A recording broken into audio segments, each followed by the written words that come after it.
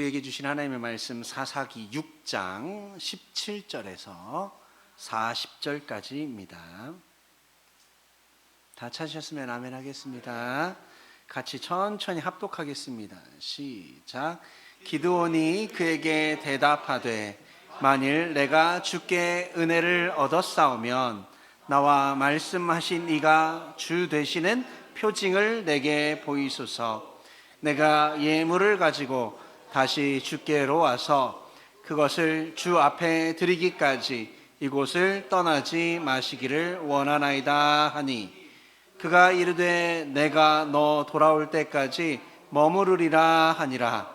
기드온이 가서 염소 새끼 하나를 준비하고 가루 한 에바로 무교병을 만들고 고기를 소쿠리에 담고 국을 양푼에 담아 상수리 나무 아래 그에게로 가져다가 드리매, 하나님의 사자가 그에게 이르되 고기와 무교병을 가져다가 이 바위 위에 놓고 국을 부으라 하니 기드온이 그대로 하니라. 여호와의 사자가 손에 잡은 지팡이 끝을 내밀어 고기와 무교병에 대니 불이 바위에서 나와 고기와 무교병을 살랐고 여호와의 사자는 떠나서 보이지 아니한지라. 그가 여호와의 사자인 줄 알고 이르되 슬프도소이다. 주 여호와여, 내가 여호와의 사자를 대면하여 보았나이다 하니, 여호와께서 그에게 이르시되 너는 안심하라, 두려워하지 말라, 죽지 아니하리라 하시니라. 기드온이 여호와를 위하여 거기서 제단을 쌓고 그것을 여호와 샬롬이라 하였더라. 그것이 오늘까지 아비에셀 사람에게 속한 오브라에 있더라. 그날 밤에 여호와께서 기드온에게 이르시되 내 아버지에게 있는 수소 곧 7년 된 둘째 수소를 끌어오고 내 아버지에게 있는 바알의 제단을 헐며 그 곁에 아세라 상을 찍고 또 이 산성 꼭대기에 내 하나님 여호와를 위하여 규례대로 한 제단을 쌓고 그 둘째 수소를 잡아 네가 찍은 아세라 나무로 번제를 드릴지니라 하시니라. 이에 기드온이 종 10사람을 데리고 여호와께서 그에게 말씀하신 대로 행하되 그의 아버지의 가문과 그 성읍 사람들을 두려워하므로 이 일을 감히 낮에 행하지 못하고 밤에 행하니라. 그 성읍 사람들이 아침에 일찍이 일어나 본즉 바알의 제단이 파괴되었으며 그 곁에 아세라가 찍혔고 새로 쌓은 제단 위에 그 둘째 수소를 드렸는지라. 서로 물어 이르되 이것이 누구의 소행인가 하고 그들이 캐어 물은 후에 이르되 요아스의 아들 기드온이 이를 행하였도다 하고, 성읍 사람들이 요아스에게 이르되 내 아들을 끌어내라. 그는 당연히 죽을지니 이는 바알의 제단을 파괴하고 그 곁에 아세라를 찍었음이니라 하니, 요아스가 자기를 둘러싼 모든 자에게 이르되 너희가 바알을 위하여 다투느냐? 너희가 바알을 구원하겠느냐? 그를 위하여 다투는 자는 아침까지 죽임을 당하리라. 과연 신일진데 그의 제단을 파괴하였은즉 그가 자신을 위해 다툴 것이니라 하니라. 그날에 기드온은 여룻바알이라 불렀으니 이는 그가 바알의 제단을 파괴하였으므로 바알이 그와 더불어 다툴 것이라 함이었더라. 그때에 미디안과 아말렉과 동방 사람들이 다 함께 모여 요단강을 건너와서 이스라엘 골짜기에 진을 천지라. 여호와의 영이 기드온에게 임하시니 기드온이 나팔을 불매 아비에셀이 그의 뒤를 따라 부름을 받으니라. 기드온이 또 사자들을 온 므낫세에 두루 보내매 그들도 모여서 그를 따르고 또 사자들을 아셀과 스불론과 납달리에 보내매 그 무리도 올라와 그를 영접하더라. 기드온이 하나님께 여쭈어 주께서 이미 말씀하심 같이 내 손으로 이스라엘을 구원하시려거든 보소서, 내가 양털 한 뭉치를 타작마당에 두리니 만일 이슬이 양털에만 있고 주변 땅은 마르면 주께서 이미 말씀하신 같이 내 손으로 이스라엘을 구원하실 줄을 내가 알겠나이다 하였더니 그대로 된지라. 이튿날 기드온이 일찍이 일어나서 양털을 가져다가 그 양털에서 이슬을 짜니 물에 그릇에 가득하더라. 기드온이 또 하나님께 여쭈되 주여 내게 구하지 마옵소서. 내가 이번만 말하리이다. 구하옵나니 내가 이번만 양털로 시험하게 하소서. 원하건대 양털만 마르고 그 주변 땅에는 다 이슬이 있게 하옵소서 하였더니 그 밤에 하나님이 그대로 행하시니 곧 양털만 마르고 그 주변 땅에는 다 이슬이 있었더라. 아멘. 길죠? 이 아멘이 이렇게 엄한 데서 나와요. 그죠? 여러분, 성경에는요 동일한 유형의 이야기가 자주 등장합니다. 이게 성경에만 나오는 게 아니라요, 우리 모든 지역, 모든 시대를 막론하고 동일한 내용이 반복되는 경우가 많이 있습니다. 고상한 말로 하면 역사는 뭐한다? 반복된다. 그렇죠? 이러한 현상이 일어나는 이유가 뭘까요, 여러분? 사람이 사는 게 다 비슷해서, 사고방식이 비슷해서 그렇습니다. 사사기 6장 14절에 여호와께서 그를 향하여 이르시되 너는 가서 이 너의 힘으로 이스라엘을 미디안의 손에서 구원하라. 내가 너를 보낸 것이 아니냐 하시니라 라고 나옵니다. 하나님이 보낸다라는 것의 강조점은요, 하나님이 일하신다라는 것입니다. 하나님이 책임지신다라는 거예요. 이때 기드온의 반응이 15절이죠. 그에게 대답하되 오 주여 내가 무엇으로 이스라엘을 구원하리까 라고 합니다. 여러분, 이 이야기가 낯설지 않죠? 누구에게서도 나옵니까, 여러분? 여러분이 잘 아는 모세에게서 똑같은 이야기가 나옵니다. 여러분, 마찬가지죠? 여러분도 마찬가지로 반응을 보실 때가 많습니다. 3장 출애굽기 3장 11절에 모세가 하나님께 아뢰되 내가 누구이기에 바로에게 가며 라고 나와요. 여러분, 하나님이 책임지신다라는 개념을 기드온도 이해할 수 없었습니다. 여러분, 하나님이 일하신다는 거, 하나님이 책임지신다라는 걸 이해하지 못하는 거죠. 왜요? 인간에게 이런 신실한 신이 있다는 건요, 여러분, 알지도 못하고 만난 적도 없기 때문에 그렇습니다. 여러분, 오늘 말씀해 보면은 기드온의 아버지가 바알의 신상도 있고요, 아세라도 있었어요. 여러분, 한번 생각해 보세요. 신실한 집에 찾아가서 써야지 왜 우상 섬기는 아버지 집 아들에게가? 언뜻 이상하지 않으세요? 여러분, 우리 신실한 목사님 아들이라서 제가 하나님께 쓰임 받는 거예요. 모르세요? 여러분, 사실 우리가 생각할 때는요, 능력 있는 사람에게 가야 되고 자격을 갖춘 사람에게 가야 되고 열심히 하는 사람에게 가야 되잖아요. 근데 그렇지가 못하다라는 거예요. 저 처음에 신학교 갈 때 제 얘기를 잠깐 드려보면 누가 내가 신학교 가는 줄 아무도 생각 못했어요, 여러분. 신실한 부모님 밑에서 자랐는데 아주 관심이 엄한 데 가 있고 아주 이런 쪽에는 관심이 전혀 없는 애가 신학교 가게 되는 사실, 그게 저한테는 기적 같은 일이에요, 여러분. 여러분한테는 목사님 아들이니까 하겠지만 저분들 생각은 달라. 저분들도 아마 신기하실걸요? 저도 신기한데 그런 겁니다, 여러분. 바알 신상, 아세라 신상 다 갖고 있던 아버지 요아스의 아들 기드온에게 하나님이 나타나신 거예요, 여러분. 우리 사람들의 전형적인 사고방식은요, 여러분, 큰 일을 하려면 집안이 든든해야 돼요. 집안이. 그렇죠? 배경도 있어야 됩니다. 본인이 남들과 비교해서 탁월해야 돼요, 여러분.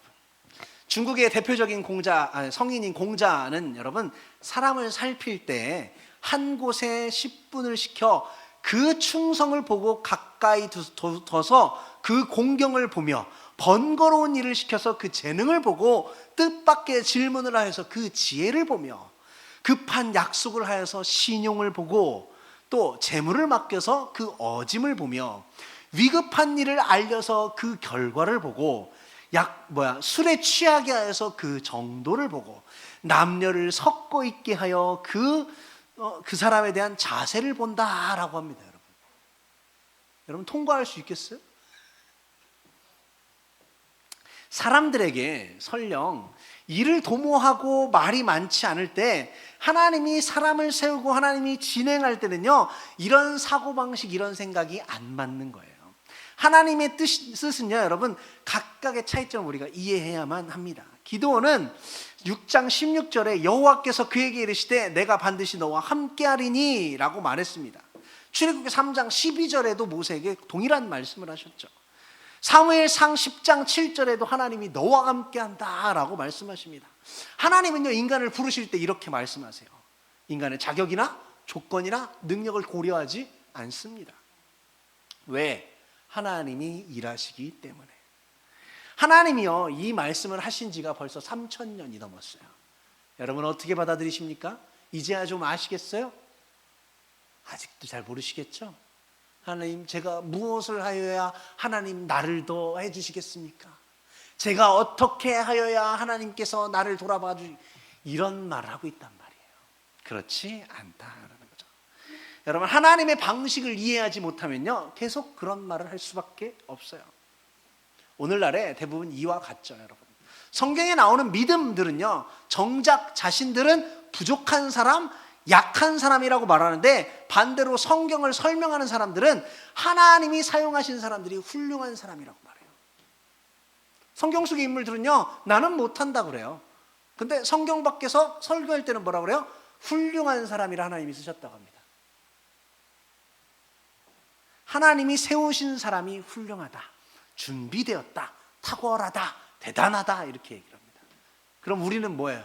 대단해질 때까지 기다려야 하나님이 써주죠. 그렇죠? 근데 그렇지가 않습니다. 하나님께서 사람을 택하실 때 그 사람들이 단 한 번도 본인이 잘났다고 한 적이 없어요, 여러분. 6장 11절 중간에 요아스의 아들 기드온은요, 미디안 사람에게 알리지 아니하려 하여 밀을 포도주 틀에서 타작했다라고 나옵니다.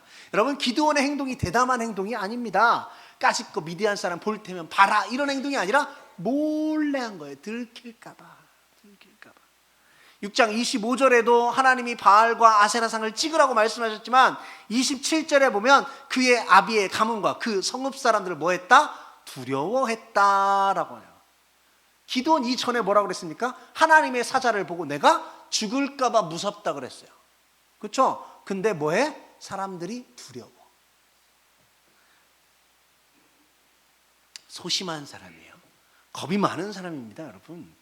기드온의 반응은요, 꿈, 비전, 열정이 가득한 사람이 아니에요, 여러분. 아무것도 없는 사람입니다. 너무나 미약하고 너무나 무기력하고 너무나 하나님이 자신을 부르시지 않고 지나가면 쫓아가서 매달려야 되는데 그게 아니에요, 여러분. 기드온은 전혀 그런 모습이 아닙니다. 오직 하나님만 의지하는 사람이 아니었어요.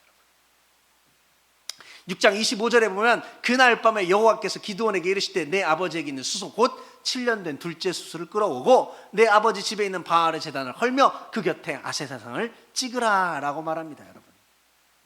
아까도 말씀드렸죠? 우상 집안 출신. 어떻게 아브라함도 한번 볼까요? 아버지 데라가 뭐 하는 사람? 우상 만드는 사람. 자, 우상 만들어요, 빨리. 우상 섬겨야 아들 쓰죠.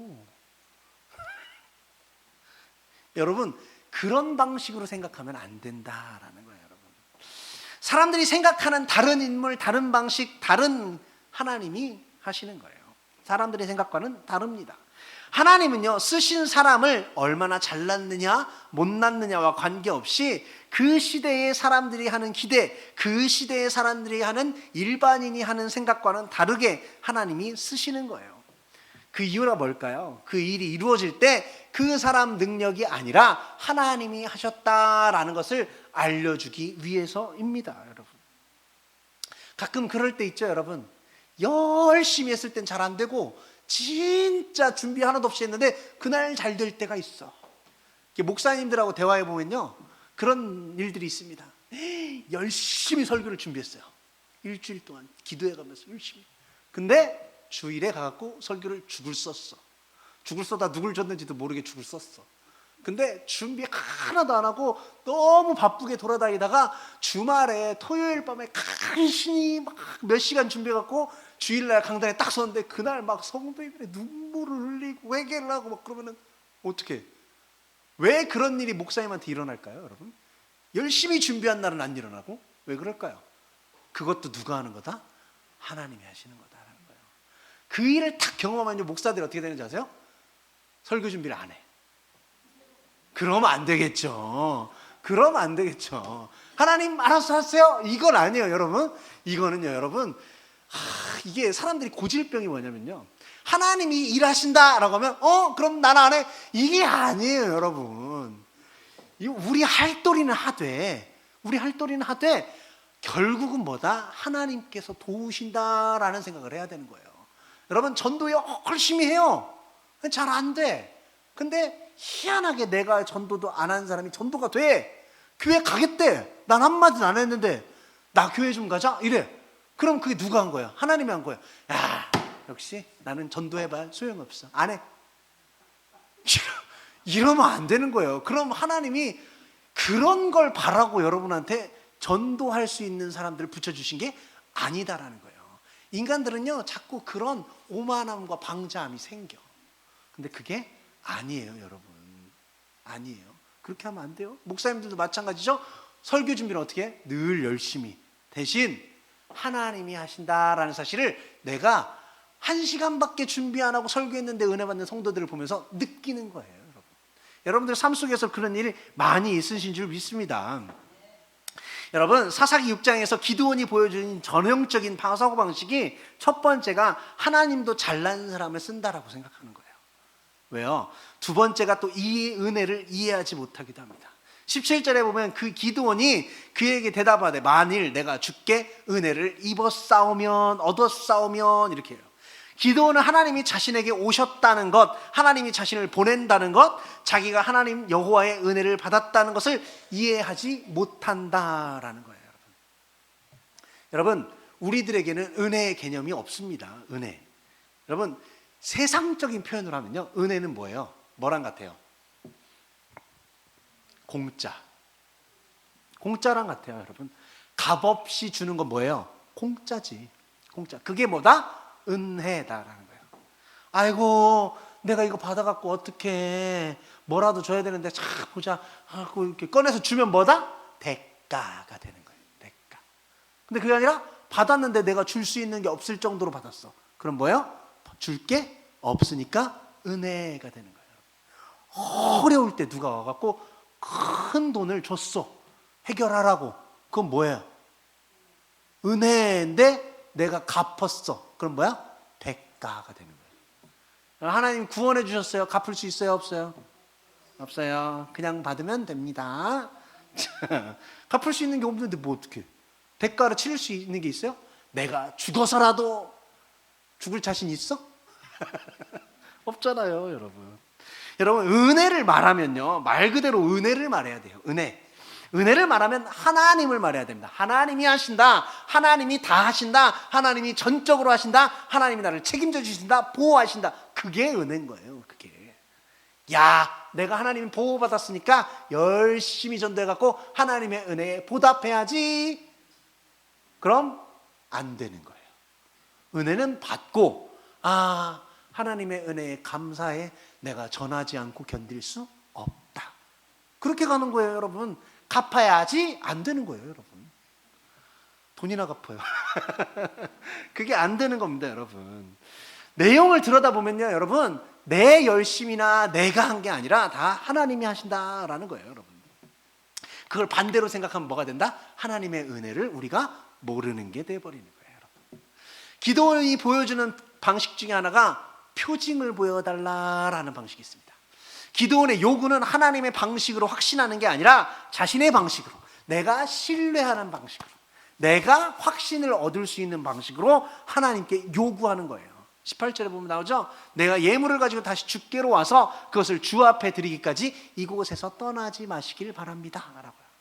19절에 기드온이 가서 염소 새끼 하나를 준비하고 가루 한 에바로 무교병을 만들고 그 고기를 소쿠리에 담고 국을 양푼에 담아 상수리나무 아래 그에게로 가져다가 드렸다라고 나옵니다. 여러분, 기드온은요 예물을 드렸습니다. 기드온이 어떻게 확인하려 했는지는 본문에 나오지 않았지만 가나안 지역의 일상이 엘리야와 바알의 선지자들 사이에서 벌어졌던 것처럼 각자의 신의 이름을 부르고 불로 응답하는 신이 참 신이 되는 것이 있었죠. 여러분, 기드온이 예물을 가지고 오자 하나님께서 6장 20절에 그에게 이르되 고기와 무교병을 가져다가 이 바위에 놓고 국을 부으라 라고 했습니다. 뭐랑 비슷해요? 그쵸? 18만 5천 명이랑 18만 5천이 아니라 싸웠던 거, 엘리야가 불을 내려 싸웠던 것과 똑같은 상황이 나오죠. 여러분, 그렇게 하고 어떻게 합니까? 여러분, 기드온의 입장에서 어떻게 해요? 이걸 어떻게 할까 지켜보는 거예요. 더욱더 분명하게 하시기 위해서 하나님이 어떻게 하십니까? 무교병을 살라버리시죠. 그걸 보여주셨어요, 눈앞에서. 여러분, 그거 눈앞에서 보면 어떨까요? 우와 하겠죠. 여러분, 마술 좋아하세요? 마술 좋아하시죠? 명절 때도 많이 해주고, 명절 뭐 유튜브에도 보면요 마술하는 거 엄청 많이 나옵니다. 근데 마술 보면 어때요? 신기하죠? 근데 뭐라고 생각해요? 손이 빠르구나, 속임수구나, 눈속임이구나 생각하죠. 그렇죠? 여러분, 근데 하나님께서 오셔서 확 불살르는 걸 보여줬어. 그럼 어떨까? 우리는 마술을 잘하는구나, 장치가 있구나 생각한다는 거예요. 여러분, 기드온이요 그렇게 봤던 거예요. 그렇게. 그러니까 뭐래요? 다시 재차 요구하는 거예요. 재차 요구. 또 해봐, 또 해봐 하는 거죠. 여러분, 22절에 보면 기드온이 그가 여호와의 사자인 줄 알고 뭐라고 합니까? 슬프도소이다 주 여호와여, 내가 여호와의 사자를 대면하여 봤다라고 했어요. 여러분, 인간들이요 신을 마주하면 동일한 반응을 보입니다. 어떻게? 죽었다. 난 이제 죽었다. 왜? 신성한 존재를 죄인된 내가 봤으니까 뭐해? 나는 죽었다. 이렇게 보는 거예요. 그러니까 뭐 했습니까? 선악과 따먹었을 때도 숨었죠. 왜? 하나님이 나를 찾을까 봐, 죽을까 봐 숨는 거예요. 여러분, 제가 학창시절에 말썽을 많이 피웠어요. 하지 말란 것도 많이 했어요. 그렇죠? 무슨 잘못을 했어요. 부모님 아직 몰라. 그죠? 아직 몰라. 집에 들어가서 뭘 보기 전까지는 몰라. 근데 어떻게 해? 난 집에 못 가. 왜 못 가? 죄 졌으니까. 못 가. 집에 가는 발걸음을 뛰는 걸음걸음이 어때요? 덜덜덜덜덜. 가슴이 쿵쾅쿵쾅쿵쾅 이러면서 들어가는 거예요. 근데 갔는데 엄마 아빠가 왔어. 몰라. 그때부터 더 뛰어. 알게 됐을 때 도대체 무슨 일이 일어날까? 난 죽었다. 그러면은 집에 들어가기 전에 어디서 시간을 때우다 밤늦게 들어갈 때도 있었어요. 그럴 때가 있어요. 그러면은 왜 이렇게 늦게 왔냐고 전화라도 오잖아요. 이걸 받아 마라 하다가 어떤 애들은 가출하고 그러는 거예요. 여러분, 그치? 그런 거예요. 여러분, 왜? 그 당시 내가 죄를 진 상황을 견디기가 힘든 거예요. 여러분, 그런 겁니다. 네? 없다고요? 많겠죠 뭐. 여러분, 기드온도요 이렇게 자기 요청으로 이루어지니까 불안하고 두려워했습니다. 죄의 종교에서는요 인간이 신을 볼 수 없는 거예요. 여러분, 인간이 신과 함께 할 수 없다고 생각했습니다. 여러분, 죄인은요 표징이 기쁨이 아니라 슬픔이 되는 거예요. 그런 거예요. 내가 집안으로 보나 스스로 보나 내가 행동으로 보나 어느 측면으로 보나 하나님은 자기를 선택하지 않을 것 같기 때문에 그렇습니다. 기드온이요 여러분, 표징을 보여달라고 하지 않았다면요 두려워하지 않았을 거예요. 표징을 요구한 것이 아니라 기드온이 가지고 있던 그 사고방식의 허상을 보여주는 것이기 때문에 그렇습니다. 하나님이 기드온에게 표징도 보여주시고 기드온에게 안심하고 두려워하지 말라라고 하십니다. 여러분, 두려워하지 말라라는 말을 왜 해요?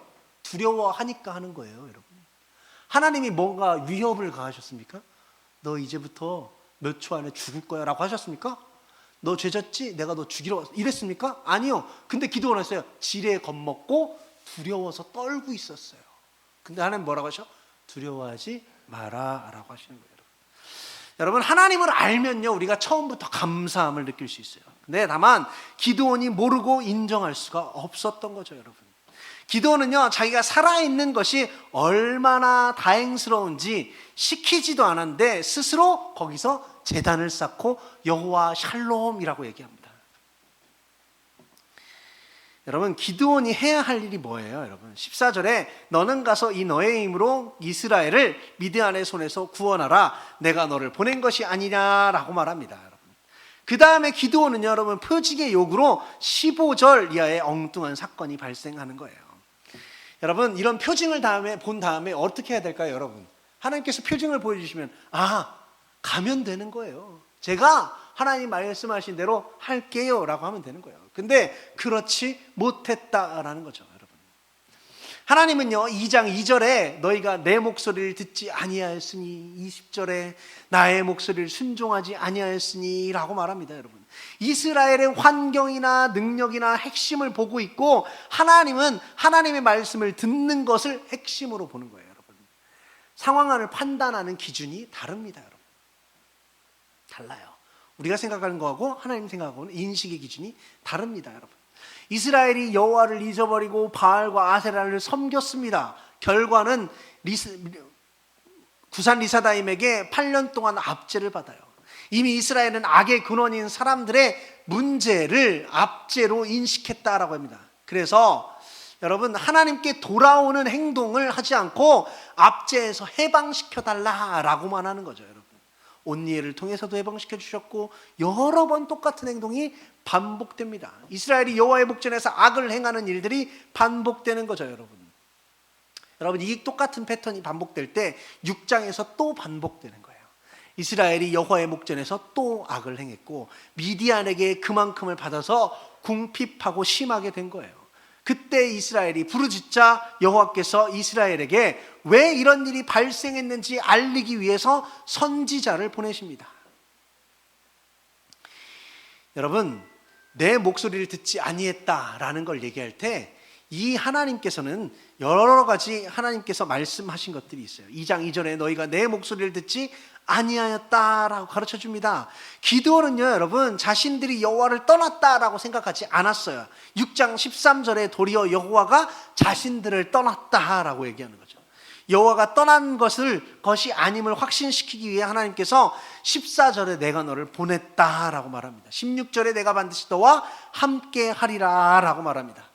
그리고 표징 사건이 있는 다음에 하나님이 이스라엘에게 이스라엘이 처한 상황의 원인, 이스라엘이 당한 고난의 핵심을 알려주시는 것이 25절 이하예요. 여러분, 하나님은요, 이스라엘을 미디안의 손에서 구원해 주기 전에 구체적으로, 더욱 직접적으로 이스라엘 문제에 대한 원인을 가르쳐 주십니다. 하나님이 기드온을 미디안에 보내기 전에, 미디안을 물리치기 전에 하나님이 기드온에게 하시는 말씀이 25절 이하예요. 그날 밤에 여호와께서 기드온에게 이르시되 네 아버지에게 있는 수소 곧 7년 된 둘째 수소를 끌어오고 내 아버지에게 있는 바알의 제단을 헐며 그 곁에 아세라상을 찍고 또 이 산성 꼭대기에 내 하나님 여호와를 위하여 규례대로 한 제단을 쌓고 그 둘째 수소를 잡아 네가 찍은 아세라 나무로 번제를 드릴지니라 하시니라 라고 말합니다. 하나님이 계속해서 이스라엘을 구원해 주어도 이스라엘이 우상을 버리지 않고 하나님께 돌아오지 않자 하나님께서 하시는 말씀이 바알과 아세라를 찍어버리라 라고 말하는 거예요. 행여 저희가 찍어버린 다음에 다시 세워둘까 봐 번제로 드려버려라 라고 말씀하시는 겁니다. 하나님이 제사를 받고 싶으셔서일까요? 아니에요, 여러분. 그런 게 아닙니다. 하나님께서 나무를 번제라라고 말씀하십니다. 여러분, 하나님이 제사를 받고 싶은 것도 예물을 받고 싶은 것도 아닙니다. 하나님은 무언가 가르쳐주고 싶으셨어요. 기드온은요, 여러분, 당연히 두려워합니다. 왜 두려워할까요? 기드온은 이 바알과 아세라 신상을 찍고 제단을 파괴해도 전혀 해를 당하지 않을 것을 몰라요, 여러분. 하나님이 능력이 있으시며 하나님이 기드온과 함께 하시고 확증해 주셨는데도 불구하고 하나님을 믿지 못하는 겁니다. 기드온으로서는 꿈도 꾸지 못할, 자신이 요청하지도 않은 은혜 체험을 하게 해주시는 거예요. 6장 33절에 의하면 미디안과 아말렉과 동방 사람들이 다 함께 모여 요단강에 건너와서 이스라엘 골짜기에 진을 칩니다. 하나님은 미디안의 손에서 구원해 주시겠다고 약속하셨기에, 기드온과 함께 하시겠다고 약속하셨기에 여호와의 영이 기드온에게 임하죠. 그런데 기드온은 여호와의 영을 의지하지 않고 군사를 모읍니다. 기드온이 나팔을 불 때 아비에셀의 그 뒤에서 부름을 받으니라. 기드온이 또 사자를 보내 온 므낫세에 두루 보내매 그들이 모여서 그를 따르며, 또 사자를 아셀과 스불론과 납달리에 보내매 그 무리도 올라와 그를 영접하더라. 이렇게 모인 군사의 수가 몇 명? 32,000명 정도입니다. 여호와의 약속도 받았고 여러분 표징도 받았습니다. 오늘 본문 말씀 뒷부분에 보니까 뭐가 나옵니까? 양털이 젖었다가 말랐다가 나오죠. 그런 걸 보면서 표징을 보여주신 여호와 하나님을 그래도 믿지 못하고 뭐예요? 군사를 모으는 장면이 나오는 거예요. 여러분 이쯤 되면요 질려버려야 돼.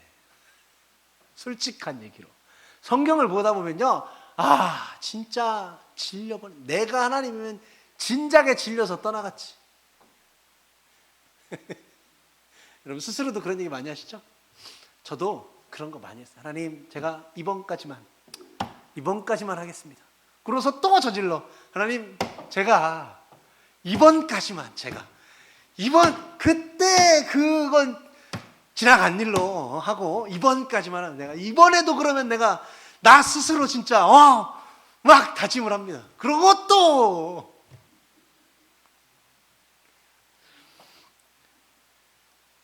안 그러신 분도 있겠지만 제가 그랬었어요. 여러분도 그런 적 있으시잖아요. 나만 그런 게 아니잖아요.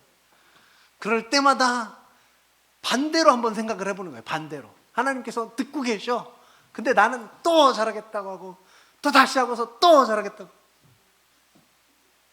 양털이 말랐다 젖었다? 야, 이건 약과다. 여러분 기드온이 표징을 요구했더니 하나님께서 38절에 그대로 되니라 라고 하십니다. 39절에 근데 뭐라 그래요? 주 여호와여 내게 노하지 마옵소서. 내가 이번만 시험하게 하옵소서. 라고. 누굴 시험하겠다? 여호와를 시험하겠다. 여러분 하나님 시험한 적 많으시죠? 이것만 도와주시면 내가, 이것만 하나님이 해결해 주시면 내가, 이 문제만 지나가면 내가, 어디만 가면 내가 합니다. 절대 안 해요. 근데 40절에 그 밤에 하나님이 그대로 행하시니라고 합니다. 하나님은 계속해서 뭐합니까? 기드온의 요구 조건을 다 들어주세요.